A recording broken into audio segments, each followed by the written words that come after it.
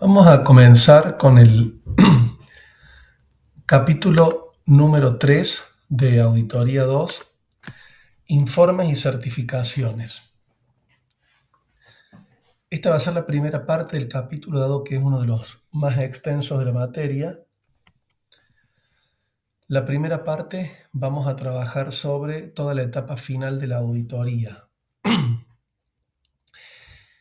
Una vez que el auditor ya tiene avanzado su trabajo, tiene que realizar ciertas tareas para cerrar el mismo y emitir el informe de auditoría.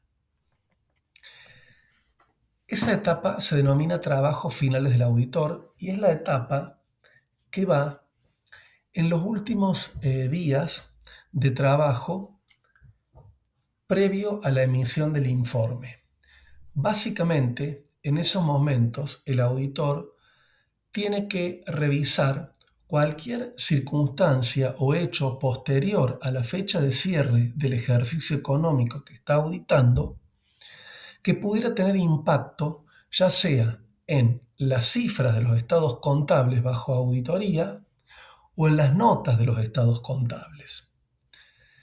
Otra situación que debe realizar en esa etapa es obtener la carta de representaciones por escrito del órgano de administración, que puede ser el directorio, el consejo de administración, etcétera, de la compañía auditada.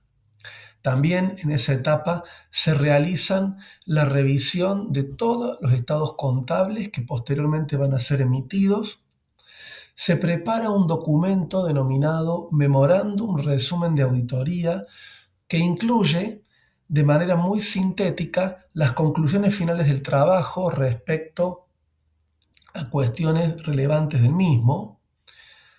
Se revisan los papeles de trabajo realizados por todo el equipo de auditoría para identificar alguna cuestión que deba incluir en este memorándum, por ejemplo, identificar algún ajuste a los estados contables. Y luego ya en esta etapa también incluye el final, que es emitir el informe de auditor, que esto es propio del auditor.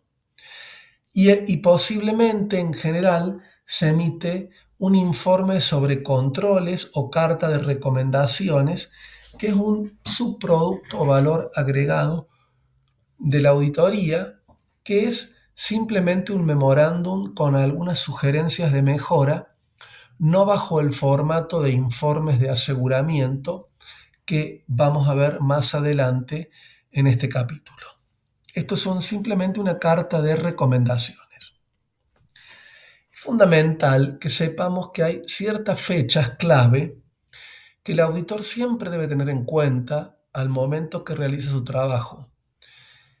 ¿Hasta qué fecha el auditor tiene responsabilidad sobre el conocimiento de un hecho posterior que impacte de manera, ya sea en un ajuste a las cifras o en nota en los estados contables?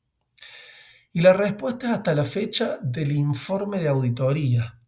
Y esa fecha de informe de auditoría generalmente la define el auditor con cierto consenso con la compañía, porque es la fecha en que el auditor se ha satisfecho con sus procedimientos y está en condiciones de emitir su opinión. Generalmente en esa fecha también el órgano de administración de la entidad aprueba mediante una reunión de directorio o de gerencia o de consejo de administración los estados contables. ¿Sí? Entonces, fecha clave es fecha del informe. Otras fechas importantes que debe tener en cuenta el auditor es la fecha de cierre de estados contables, que esta es la fecha que en el estatuto figura de fecha de cierre de ejercicio. La fecha de aprobación de los estados contables, que es la que anteriormente mencionaba, en la que el órgano de administración se reúne formalmente y aprueba los estados contables que preparó para luego que sean evaluados por los accionistas o los dueños de la compañía. En esta aprobación toma responsabilidad de esa información y generalmente la fecha de aprobación coincide con la fecha del informe del auditor. O sea, el auditor emite su informe muy próximo a la fecha de aprobación. Puede ser el mismo día o 1 o 2 días posteriores. No, nunca antes y tampoco mucho después. Y también está la fecha de emisión de los estados contables, que podría ser coincidente con la de aprobación, o podría darse el caso de que se emitan realmente unos días después por cuestiones, por ejemplo, en nuestro país, de que el Consejo de Ciencias Económicas aprueba posteriormente los estados contables, los certifica, pero la aprobación siempre es del directorio y luego de la asamblea. En nuestro país se toma como aprobación de estados contables el directorio, y podría ser como emisión, depende del tipo de entidad, la que los hace públicos a terceros. Por ejemplo, una empresa que cotiza en bolsa es el momento que sube a la página de la Comisión Nacional de Valores los estados contables. Una empresa privada, aquella que pasa por el Consejo de Ciencias Económicas, el Consejo aprueba y certifica esa firma de contador auditor, y desde ese momento la entidad los puede distribuir a los usuarios de los estados contables. En todo esto tenemos los hechos posteriores, y en una línea de tiempo podemos observar aquí la fecha de cierre, aproximadamente 3 o 4 meses después la fecha de informe, que la vamos a hacer coincidir con la fecha de emisión y aprobación de los estados contables. Y todo este tiempo entre estas dos fechas es la fecha donde se debe evaluar si hay hechos posteriores antes del informe, que esos hechos pueden ser de tipo 1 o de tipo 2. Los de tipo 1 son aquellos que proporcionan información adicional que confirma alguna situación preexistente al cierre y por ende afectan significativamente a los estados contables a la fecha de cierre e implican ajustes. Por ejemplo, si un deudor estaba en situación de morosidad porque ya tenía una situación delicada, una situación económica financiera de manera delicada, y quiebra en esta etapa, es muy probable que haya que hacer algún ajuste a la previsión de incobrables registrada al cierre de ejercicio, porque es un hecho posterior, la quiebra, pero que confirma una situación preexistente al cierre.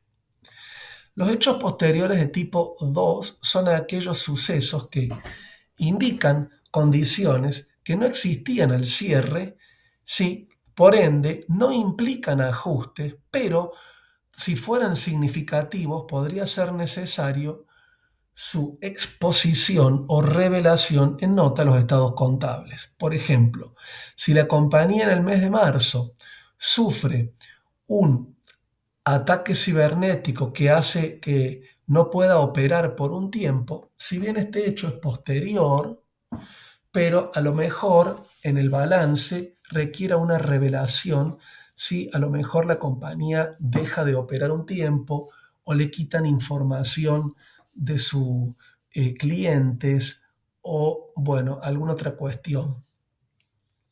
También puede ser si ocurre un siniestro, una catástrofe, un incendio, un huracán que destruya al depósito de mercaderías de la compañía, si bien esto es posterior, pero podría ser necesario revelarlo, porque al momento de emitir esta situación existe. Entonces la compañía estaría omitiendo una revelación a sus usuarios de esta situación, que por más que no impacte en los estados contables, quien lea el balance al momento que sale público para los usuarios, va a saber que las cifras eran las que están aquí auditadas al cierre, pero que ocurrió algo posterior que podría impactar significativamente. También podría ser que haya hechos posteriores a la fecha del informe y de su emisión. Esto es cuando después que el auditor emite el informe pasa algo que podría impactar. Y acá el auditor podría pedir corregir los estados contables si él se entera que, por ejemplo, posteriormente a que él emite su informe, 15 días, un mes posterior, la compañía hace una reestructuración o decide retirarse del país y él quedaría muy mal, muy expuesto a su reputación de que él nada informó previamente y no le requirió a la compañía que informara que estaba evaluando esta alternativa, porque normalmente son decisiones que no se toman de un día para el otro. Y por lo tanto, él podría pedir que se corrijan si estos hechos posteriores ameritan corregir los estados contables, ya sea en cifras o en notas, y emitir un nuevo informe. En general, podría darse de que esto se da de emitir un nuevo informe cuando posteriormente a la fecha de informe se detecta un error en los estados contables, estaban mal, entonces se pide una reemisión. Es poco común en nuestro país que se reemitan los estados contables y el informe. Muchas veces ocurre que entre estas situaciones la compañía decide no corregir los estados contables y podría darse el caso que el auditor, por algún motivo, que es cuando se entera, no entregó el informe, no lo había entregado, y entonces emite uno nuevo y podría modificar la opinión si era un tema significativo y no revelado. Supongamos una demanda ambiental de una situación que ya preexistía, o que si el auditor ya lo entregó y la dirección no quiere que haga público ese informe la compañía, puede tomar alguna acción legal para bloquear esa publicación de su informe con los estados contables que estarían incorrectos. Lo mismo ocurre cuando los informes son emitidos, o sea, es parecida a la situación anterior y la dirección no los quiere corregir ante una situación posterior que confirma que algo estaba mal. ¿Cuáles son los procedimientos de auditoría para revisión de hechos posteriores que mencionamos al comienzo, que es una de las tareas propias de la etapa de trabajo final? Son los que están mencionados a continuación. Revisar actas de directorio y asamblea hasta la fecha de informe, que es la fecha en que el auditor es responsable. Recordar que si un hecho ocurre posterior a la fecha de informe, el auditor no es responsable de que esté incluido en los estados contables, pero si es realmente muy relevante, muy importante, podría hacer lo que anteriormente vimos, es decir, pedir que se corrija y reemitir su informe.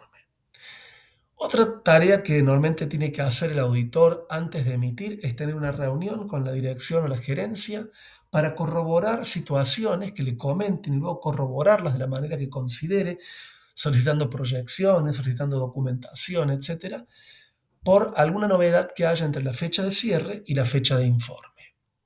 También, si la compañía tiene la práctica de emitir estados contables mensuales o información de gestión mensual, pedir y revisar que no tenga ninguna cuestión que pudiera impactar en los estados contables del año que está auditando, ya sean cifras o notas.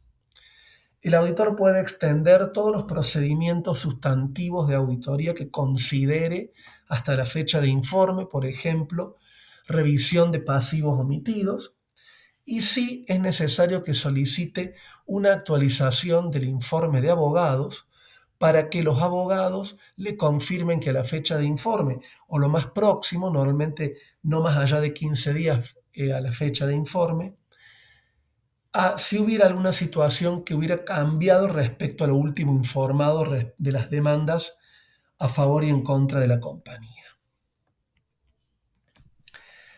Respecto a la carta de manifestaciones de la dirección o declaraciones escritas de la dirección, es un documento que tiene que ser emitido por la gerencia de la compañía dirigida al auditor y firmada por la gerencia de la compañía. En este documento, que más o menos tiene entre 10 y 15 páginas, se reúnen muchas manifestaciones respecto a cuestiones en que la gerencia de la compañía auditada se hace cargo. Por ejemplo, que puso a disposición de su auditor toda la documentación requerida por él. Otra manifestación común que incluye es que está de acuerdo con los criterios contables para la confección de los estados contables que prepara la gerencia. También en esta carta se hace responsable la gerencia de los criterios fiscales y previsionales, de que cumple con la ley de lavado de activos, de que no ha incurrido en disputas con algún organismo regulador, ya sea inspección de personas jurídicas, Comisión Nacional de Valores o algún regulador exclusivo que tenga. También que cumple con la legislación aduanera, si es una empresa que importa o exporta, con la legislación, con normas del Banco Central, si alguna le aplicara, que no tiene planes de reorganizarse ni hacer una desvinculación masiva de personal, que no hay contingencias diferentes a lo informado en los estados contables, es decir, una serie de manifestaciones que ayudan al auditor en el caso de que tuviera alguna acusación o consulta de algún regulador o acusación de algún fiscal sobre el balance. De todas formas, no constituye por sí sola un elemento de juicio suficiente, es decir, la carta de gerencia o declaración escrita de la dirección no es un documento que, que reemplace una prueba sustantiva de auditoría, simplemente ayuda, confirma, complementa. No exime de responsabilidad al auditor de haber hecho su trabajo.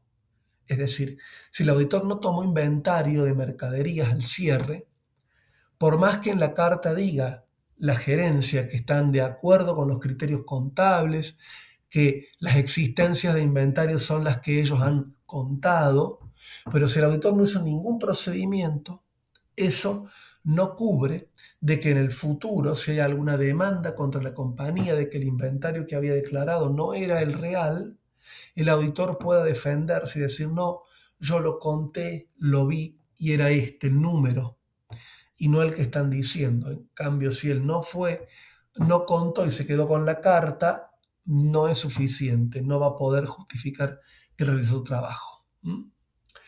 Bueno, hay otras afirmaciones, como vimos, que tiene. Por ejemplo, incluir un párrafo especial de lavado de dinero, que lo vamos a ver posteriormente. Y luego vamos a ver un ejemplo de carta. Otro tema fundamental en esta etapa es evaluar los errores. La evaluación de errores es clave para el auditor. El auditor en su trabajo va encontrando diferentes errores. Errores de evaluación, errores de exposición o clasificación. Estos errores los va evaluando y llega un momento en que tiene que comunicarlos a la gerencia para que los corrija.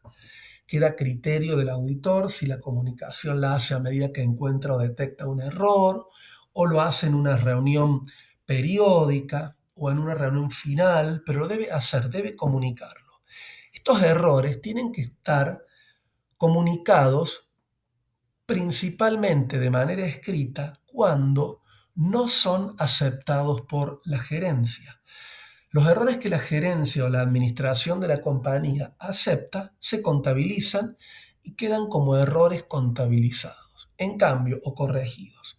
Los errores que no quiere corregir la administración porque considera que no está de acuerdo, que no son materiales o por otro motivo, el auditor los deberá incluir en un anexo a la carta de gerencia, en este mismo documento, donde explicará todos aquellos errores no corregidos por la administración e identificados por el auditor y que de alguna manera la dirección lo firma y está de acuerdo en que esos errores fueron comunicados, pero no los contabiliza porque no los considera aplicables.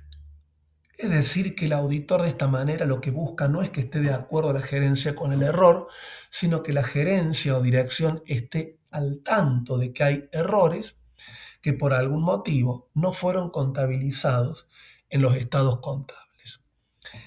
Estos errores, si son menores a la materialidad, es decir, de escasa importancia relativa, no impactan en la opinión, pero si son mayores de manera individual o de manera conjunta, sumados, ya vamos a ver cómo, sí impactan en la opinión y la opinión va a ser modificada o calificada, como también se suele decir. Básicamente, actualmente se llama opinión modificada. Si los errores son realmente muy graves y son de carácter penetrante en todos los estados, en todas las cuentas, los estados contables, la mayor parte de ellas, directamente la opinión del auditor podría ser adversa, que es la peor, la más complicada. Los errores pueden ser errores conocidos o errores probables. Error conocido es aquel que el auditor detecta porque hay una omisión de un documento no registrado o registrado por un número incorrecto. Es decir, tiene un elemento fehaciente donde pueda contrastar lo que él sugiere contabilizar contra lo que está contabilizado. En cambio, los errores probables son aquellos errores que surgen de proyecciones de errores conocidos. Por ejemplo, un error conocido es que el auditor vaya a tomar un inventario y detecte que hay un faltante de mercadería, es decir, en la contabilidad hay más en inventarios que lo que hay en la realidad. Entonces, eso es un error conocido. Ahora, proyectar esa diferencia sobre el resto de la población no inventariada por el auditor es un error probable porque es la proyección de un error conocido.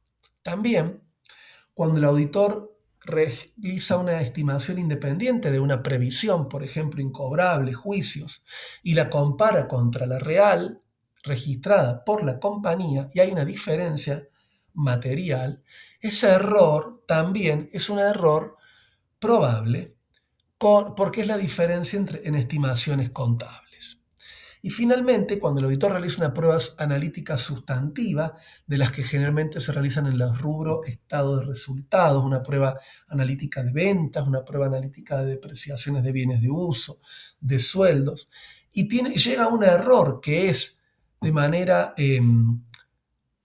relativamente importante, puede o no superar la materia, pero es un error importante, ese error es probable. Es decir, estos son los tres tipos de errores probables. Si la sumatoria de los errores de manera individual o conjunta es menor a la materialidad, no habría problemas en mi opinión, y si es mayor, debe investigar las causas, debe ver procedimientos adicionales, proponer registro de ajustes, y si ninguna de estas cuestiones se satisface y sigue siendo mayor, calificar la opinión.